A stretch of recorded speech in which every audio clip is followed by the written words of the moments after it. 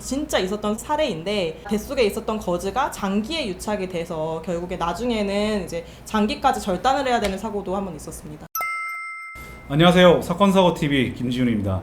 이번 시간에는 최유경 변호사님 모시고 의료사고와 관련된 이야기 나눠보겠습니다. 안녕하세요, 변호사님. 네, 안녕하십니까. 네, 자기소개 부탁드립니다. 네, 안녕하세요. 저는 법률사무소 1류 대표 변호사를 맡고 있는 최유경 변호사입니다. 저는 그동안 감사원과 건강보험심사평가원, 로펌을 거쳐서 지금 현재는 행정과 의료 쪽 분야를 주로 하고 있습니다. 그럼 의료사고란 무엇인지 설명 부탁드립니다. 의료사고란 이제 의료기관에서 의료행위로 사람의 생명, 신체, 재산에 피해를 만드는 것을 말합니다.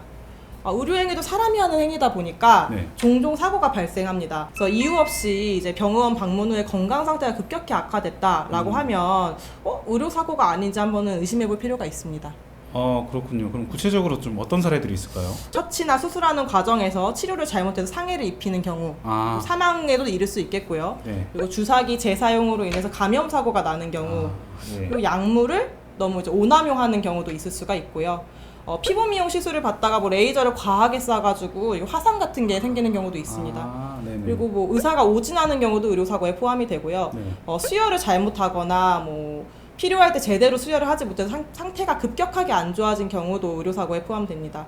그리고 좀 자주 있는 일인데 설명 의무를 제대로 이행하지 않아서 환자가 자신이 어떠한 처치를 받는지도 모르고 수술을 받았을 때 이것도 의료사고에 포함이 됩니다. 맞아요. 그 수술 동의서를 받는데 네. 그거 설명을 해줘야 되는 부분이 있거든요. 네. 근데 그냥 사인만 받는 네. 거야. 네네. 그런 경우가 있죠. 네. 되게 다양하네요. 제가 겪었던 실제 사례 중에는 네. 수술을 하면서 이제 지혈 목적으로 거즈 같은 거를 이제 넣어놓는 경우가 있는데요. 이제 수술을 끝날 때쯤에 원래 카운팅을 하면서 거즈를 뺍니다. 근데 이제 거즈를 뱃속에 넣어놓고서 봉합을 아예 해버리는 경우가 있습니다. 진짜 있었던 사례인데 뱃속에 있었던 거즈가 장기에 유착이 돼서 결국에 나중에는 이제 장기까지 절단을 해야 되는 사고도 한 번 있었습니다. 그럼 말씀하셨던 의료사고가 의심된다고 했을 때는 우리 환자 입장에서는 어떤 대응을 해야 될까요? 우선 크게 대응 방법은 두 가지로 나눌 수 있습니다. 첫 번째는 의무기록 확보, 두 번째는 이제 의료 과실 확인 후에 문제를 제기하는 겁니다. 예. 먼저 이제 의무기록 확보하는 방법에 대해서 말씀드리고자 하는데요. 네. 의무기록이란 뭐 진료기록부, 간호기록지, 수술기록지, 검사결과지 등 이름은 굉장히 다양하지만 네. 본질은 같습니다. 쉽게 말해 병원이 환자 처치에 대해 만든 기록 일체라고 생각하시면 됩니다. 그리고 이러한 의무기록 확보는 이제 의료법에서 환자한테 보장하고 있는 법적인 권리이기 때문에 네. 환자가 본인의 의무기록 일체를 병원한테 요청을 한다. 그러면 병원은 이것에 응해야만 합니다. 그런데 이제 의료사고가 의심되고 했을 때 병원에서는 좀 방어하고 싶은 입장에서 환자가 요청했음에도 불구하고 의무기록 안 준다든지 네. 혹은 주더라도 조금 일부 숨기고 준다든지 이렇게 할 수도 있겠는데요? 의무기록 확보는 환자에게 보장된 법적인 권리이고 병원 측이 정당한 사유 없이 의무기록 발급을 거부한다 라고 하면 이거는 500만 원 이하의 벌금, 즉 형사처벌의 대상이 됩니다. 따라서 병원이 발급을 거부한다 라고 하면 환자분께서는 이렇게 거부하는 것이 이제 환자에게 의료법이 보장하고 있는 법적 권리 행사를 방해하는 거다. 이거 형사처벌 되는 거 알고 있냐? 라고 따져보실 수는 있을 것 같습니다.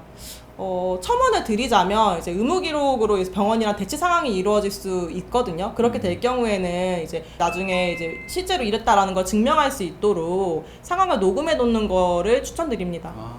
추가로 하나 더 말씀드릴 게 있는데요. 의무기록 말고 CCTV 자료 같은 게 좀 필요하실 수가 있어요. 뭐 수술방 상황이라든지 뭐 사고가 발생했을 때 어떤 분위기였었는지 이런 거를 좀 알고 싶으실 수 있는데 이거는 이제 병원한테 이런 자료를 달라라고 이제 얘기를 해볼 수가 있을 때 병원이 안 준다라고 하게 되면 이거는 이제 법원을 통해서 증거보전 신청이라는 절차를 통해서 자료를 확보할 수 있습니다. 이 증거보전 신청은 어떻게 소송 없이도 가능한 건가요? 예, 소송 전 단계로 생각하시면 됩니다. 네. 자, 그럼 말씀하신 대로 우리가 의무기록을 확보했어요. 네. 그 다음에는 어떤 조치를 해야 될까요?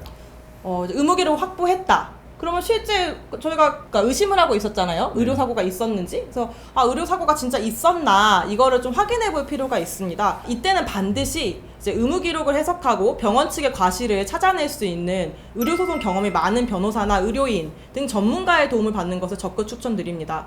물론 의료사고인지 확실하지도 않은데 전문가의 도움을 받는 게 필요하냐 라는 거에 대해서 의문이 있으실 수 있어요.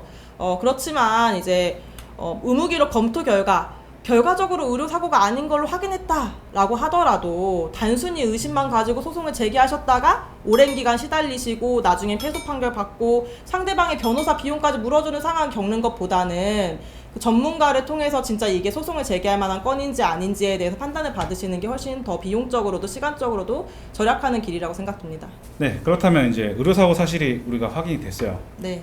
그럼 병원에다가 이제 문제를 제기해야 될 거 아닙니까? 네, 맞습니다. 어떻게 해야 되죠? 병원한테 이제 손해배상 요구를 하는 게 필요합니다. 그러니까 손해배상을 요구하는 방식은 방금 전에 말씀드린 소송이 될 수도 있겠지만 1차적으로 병원이랑 직접 컨택을 하셔서 합의를 진행하는 방식도 고려해 보실 수 있습니다. 보통 병원의 경우 크든 작든 간에 의료사고가 있던 병원이라는 타이틀을 갖는 거를 굉장히 부담스러워합니다. 그래서 증거 자료만 명확하다라고 하면 뭐 1년 이상 길어질 수 있는 소송을 가는 것보다는 합의를 통해서 합당한 손해배상을 받으시는 것이 더 즉각적인 피해 회복이 될 수 있습니다. 합의를 하는 경우에도 환자 측에서는 이제 병원이 일정 금액을 제시를 할 거 아니에요. 네. 근데 이 금액이 내가 정당하게 받는 정도의 금액인가? 병원이 너무 이제 더 적게 주는 거 아닌가? 이런 의심이 드실 수가 있어요. 이때는 병원 측이 요구하는 조건이 타당한지를 따져볼 수 있도록 관련 전문가의 도움을 통해 진행하시는 것을 권유드립니다. 아, 네, 말씀 잘 들었습니다. 네, 이번 시간에는 최유경 변호사님 모시고 의료사고와 관련된 이야기 나눠보았습니다. 영상 시청해 주셔서 감사합니다.